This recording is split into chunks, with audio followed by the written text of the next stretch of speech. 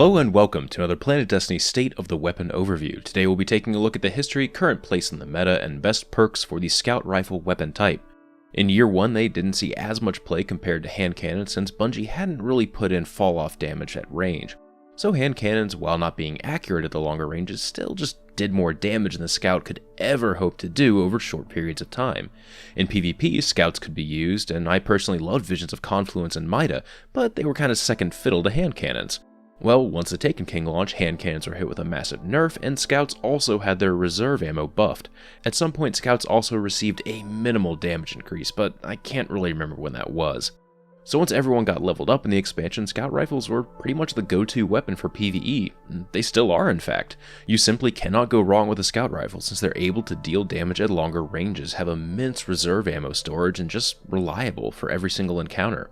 In PvP, Scouts are kind of a baseline weapon for combat. If you have good aim, then pair a Scout with a shorter range weapon and you're just good to go.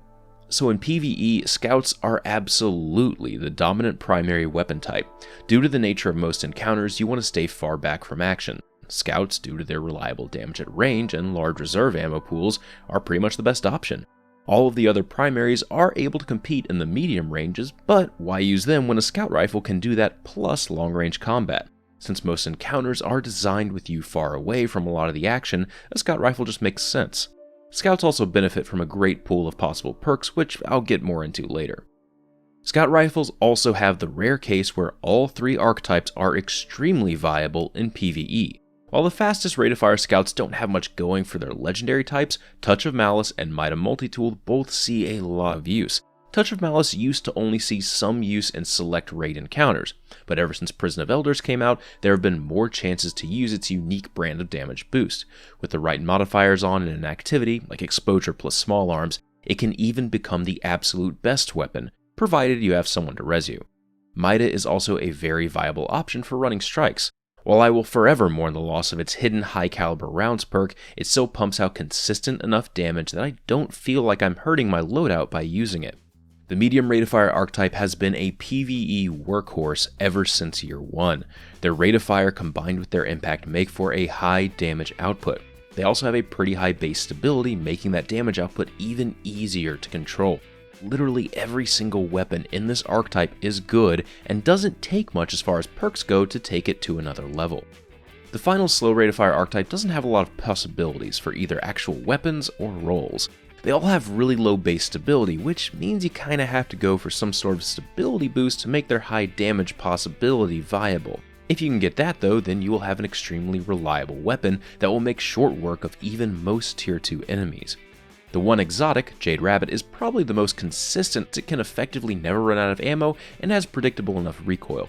Sadly, Xbox users won't be able to use that gun until Rise of Iron.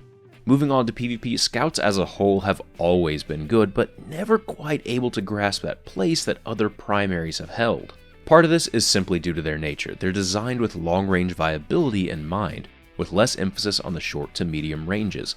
PvP maps in this game have a lot of emphasis on the short to medium range encounters, so Scouts, while being able to work at those ranges, just aren't the best thing to use. The only Scout to really shine in that area has been Mida, since its higher rate of fire and high equip speed allow it to combat some of the other PvP staples. They actually have a benefit of using them over faster variety Scouts. They kill in a smaller number of shots and can do so reliably compared to the slowest variety of every other primary. The slowest hand cannon still requires 1 headshot or 2 body shots, just like the slightly faster rate of fire archetype below it. The slowest pulses are capable of 2-bursting someone, but it's so wildly impractical that you're just hurting yourself by using the weapon class. Slow rate of fire Scouts are honestly one of my favorite weapon types to use because they fit that perfect niche of high risk and high reward gameplay. I don't use them often because they do need a map with some longer sightlines, but with the right map, they are one of the most devastating primaries out there. I said earlier that Scouts have an insane amount of perk possibilities, so let's get into those. For PvE, I love pretty much any combination of the following perks: Triple Tap, Firefly, Reactive Reload, Outlaw, Crowd Control, Zen Moment. That God Roll hung jury from a while back is one of the best examples. It had Triple Tap to make pumping out damage into crit spots more rewarding, and Firefly to give that normally single target weapon some AoE capabilities. As many of you know, I have my own personal god roll not like the others, with crowd control to up my damage, perfect balance to buff the stability, and firefly. You really can't go wrong with any combination of those perks for PvE. For PvP, you'll see a lot of the same perks on this list. The best ones are generally crowd control, reactive reload, firefly, and hidden hand. Hidden hand is on there since it does help land headshots, which is kind of crucial in PvP. The other perk I highly value on scouts is Icarus. This is largely due to playstyle though. I like jumping around a bunch, and Icarus on scouts makes them way more consistent in the air. If you're the type of player who mostly keeps their feet on the ground, then Icarus is a wasted perk slot for you. Other perks like Outlaw, Army of One, Grenadier, and Life Support are great for both PvE and PvP. I just don't list them as the go-to perk since there isn't a single weapon in the game that those perks are bad on. And then generally for scouts, depending on the base stats, you want to go for a stability boost or maybe something to increase the magazine size. It's difficult to talk at length about scouts because they're just good. For primary weapons, they are the baseline to compare everything else to, in my opinion. They've had so few changes done to them because their role in the overall game is pretty easy to define.